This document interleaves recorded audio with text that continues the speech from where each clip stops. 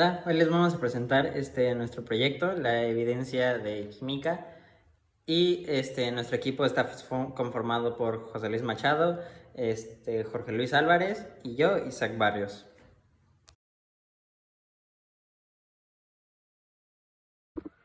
Hola, mi nombre es José Luis Machado Villegas y pues bueno, yo les voy a explicar la parte 6 y 7 de nuestro proyecto. Bueno, empezaremos por la parte 6. Básicamente aquí lo que vamos a hacer es definir algunas estructuras cristalinas de algunos sólidos presentes en materia particulada. Para empezar hay que entender que la materia particulada es una sustancia, por así decirlo, una mezcla de varios compuestos químicos que se encuentra en el aire, es uno de sus principales contaminantes. Básicamente el característico de la materia particular es que es muy pequeña, muy finita. Suele medir entre 2.5 y 10 micrómetros. Para que nos demos una idea, un granito de arena fina mide alrededor de 90 micrómetros, entonces es muy pequeña. La primera estructura cristalina que vamos a mencionar es el cloruro de sodio, que básicamente pues presenta una estructura cúbica centrada en las caras. Bueno, su enlace es de tipo iónico. Es un sólido cristalino de tipo iónico. ¿Qué más? Su principal fuerza entre sus partículas es de atracción electrostática. Y las principales propiedades de este compuesto, de este sólido cristalino, es que es quebradizo y tiene un alto punto de fusión. De ahí continuamos con el azufre. Bueno, en este caso el azufre lo vamos a tomar en cuenta como el azufre solo, sin ninguna reacción química, porque comúnmente en esta materia particulada el azufre pues sufre bastantes variaciones por factores como el oxígeno, la oxidación, la atmósfera y la presión. Entonces, bueno, en este caso presenta una estructura cristalina ortorrómbica centrada en sus caras. Es un poquito diferente a la del cloruro de sodio. Y bueno, continuando tenemos el metano. El metano es igual que el cloruro de sodio, es una estructura cúbica centrada en sus caras, es decir que pues básicamente sus moléculas están en sus caritas, en las caras del cubo, no en el centro precisamente. Y bueno, una de las principales diferencias del metano con lo anterior es que pues es molecular, es un tipo de sólido molecular, no iónico, y pues están, en este caso sus partículas están unidas por fuerzas de London. Bueno, de ahí continuamos con el carbono. El carbono pues en este caso se llega a presentar como grafito porque difícilmente va a ser diamante, y su principal característica es que tiene una red covalente. El grafito tiene una estructura cristalina hexagonal, es bastante diferente a las demás mencionadas. Y por último vamos a tener el CO2, que en este caso por las situaciones en las que se presenta en el ambiente en el que interactúa, pues termina siendo un hielo seco. Sus moléculas tienen uniones apolares. Básicamente la unión en estas es a través de fuerzas de London. Y pues bueno, esta tiene una estructura cristalina de tipo cúbica, pero es bastante similar más a la del azufre que a la del cloruro de sodio. Está un poquito más definida. Y bueno, como ya he mencionado, presenta fuerzas de London y es un sólido con puntos de fusión bajo a moderadamente alto. Y esa es su principal característica de este cuerpo cristalino. A continuación les explicaré la parte 7. Bueno, a continuación vamos con la parte 7 y bueno, vamos a definir las propiedades físicas y químicas de los principales contaminantes del aire. Para empezar hay que mencionar que son 4: el CO2, dióxido de carbono, el SO2, dióxido de azufre, el PM, material particulado, y el óxido de nitrógeno. Para empezar con el CO2 hay que saber que es un gas inodoro, incoloro, y es ligeramente ácido, es no inflamable. Bueno, como sabemos, tiene 2 átomos de oxígeno y un átomo de carbono, por eso CO2. Presenta una geometría lineal y simétrica. Bueno, continuamos con el dióxido de azufre, el SO2. Bueno, es un compuesto inorgánico gaseoso. Bueno, podemos entender que está formado por un átomo de azufre y 2 de oxígeno. Su estructura, pues, básicamente química es SO2. Su estructura molecular es angular. Es simétrica, pero debido a algunos electrones que tiene sueltos, o bueno, que están solitarios, forma un ángulo. Hay que tomar en cuenta que la principal producción o la producción masiva del dióxido de azufre es por actividades humanas como la refinación del petróleo y la quema de combustibles fósiles. Continuamos con la materia particulada, el PM. Bueno, básicamente, como ya mencioné en la parte 6, en sí no se puede definir con, ahora sí, propiedades químicas y físicas, porque básicamente pues es muy pequeño, y en sí no está compuesto por un solo elemento químico o tiene una composición química definida, ya que esta varía. Pueden estar presentes diferentes tipos de metales, reacciones como dióxidos, nitratos. Entonces no es fácil de definir, puede haber diferentes. Lo que sí es que implica un riesgo para la salud, porque es muy fácil de que puedan moverse estas partículas que son muy peligrosas. Y pues aparte porque puede reaccionar ciertos compuestos que lleguen a la atmósfera o con ciertas interacciones con demás material particulado, puede terminar en reacciones peligrosas.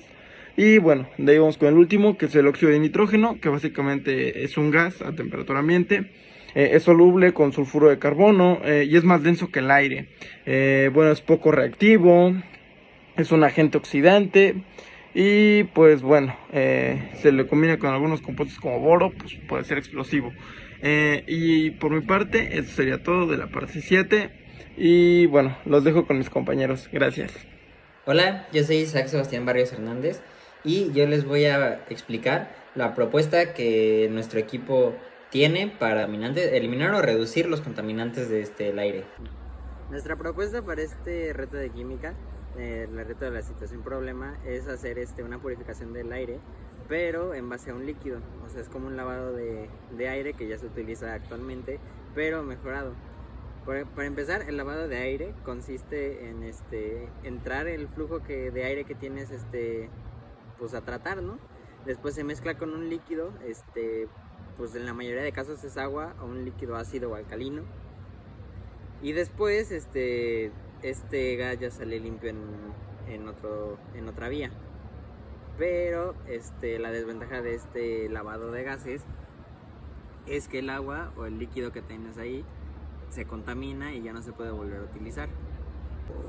Pero en nuestra propuesta hacemos que el gas salga a presión abajo del líquido, así se pueda combinar con el líquido y después ser calentado y así formar vapor de agua. Este vapor de agua ya tendría ya estaría al 90% purificado por el calor, ya eliminando todos los microorganismos que se tienen del CO2 o algo así. Ya después pasa por un tubo en donde pasa por varios filtros y ahí es donde alcanza el 100% de purificación.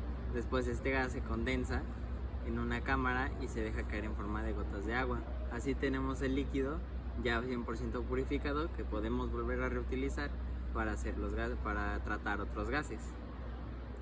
Les voy a explicar también acerca sobre los primeros o algunos de los primeros tratados que se tienen para evitar esto de que se llama cambio climático o la contaminación. Empezamos con esto que se llama el primer tratado internacional para terminar la contaminación por plástico. Este acuerdo consiste en que varias naciones se pusieron de acuerdo para eliminar esto que se llaman son los plásticos de un uso. En una ciudad promedio se tiran alrededor de 140,000 toneladas de plástico al día. Así que esto ha hecho que la basura de plástico contamine los mares, los suelos, las llanuras, los paisajes, o sea, todo. Y esto hace que la contaminación suba y que a la vez varias especies se extingan. Y pues la solución más factible sería, pues hay que reciclar el plástico. Pero lamentablemente muchos de estos plásticos no se pueden reutilizar. O sea, estamos hablando de que del 100% de plásticos que se consume en todo el mundo, nada más el 9% se reciclan. Y de ese 9% son productos así de chiquitos que se hacen. O sea, es una cantidad muy pequeña de plástico que se puede reciclar en comparación con el plástico que utilizamos. Se llegó al acuerdo de que en el Tratado Internacional contra la Contaminación por Plástico, los plásticos de un solo uso nada más conforman o te están en el 20% de toda la contaminación que ponemos. Así que si reducimos a cero ese 20% que tenemos, podemos tener un poco más de chance de remediar las cosas para que no se vuelva un problema global. o sea, a un problema global muy grande. Todo esto tiene solución. Podemos dejar de consumir tanto plástico de esos, o sea, ya hasta las empresas se dieron cuenta de eso. Por eso ya diseñaron unos platos que son biodegradables. O sea, no sé si han visto en las farmacias, no es cierto. No sé si han visto en las tiendas unos platos de plástico que son color como gris, naranja. Esos son los platos desechables, son la nueva como manera de poder reducir tantito el uso de los plásticos de un solo uso, porque estos tardan millones de años en degradarse, y ya con estos platos biodegradables, pues el tiempo de espera va a ser menor y va a facilitar más que pues se pueda eliminar poco a poco la contaminación por plástico. Preguntarán, ¿qué tiene que ver con el aire esto? Pues el plástico, al estar tan presente en la vida del ser humano, pues se convierte en otro agente de contaminación, no solo del suelo, no solo de los hábitats, sino también del aire, porque algunos plásticos llevan químicos adentro, o sea, bueno, químicos muy dañinos, como por ejemplo son el cloro. Y al empezar a degradarse estos plásticos, los primeros plásticos, se generan gases. Y estos gases suben a la atmósfera haciendo el efecto, pues un efecto muy dañino en toda la vida, pues en el aire, y aparte llega a las ciudades, también se contamina más con el smog de los carros.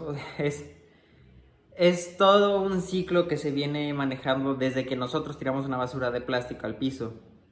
O sea, el aire está tan contaminado con plásticos, con microplásticos, con microorganismos, que ya no diferenciamos si estamos respirando aire limpio o aire contaminado. Y pues esta es una realidad, es lo que nos espera en el futuro si seguimos tirando los plásticos. Un aire mucho más contaminado por los gases que estos generan al degradarse, aparte del smog de las ciudades. Aparte, estos plásticos llegan a los mares.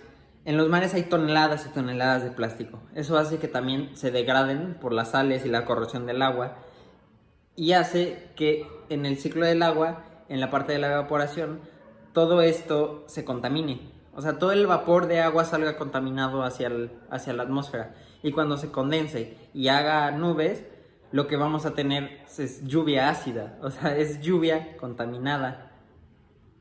Así que todo esto es muy importante.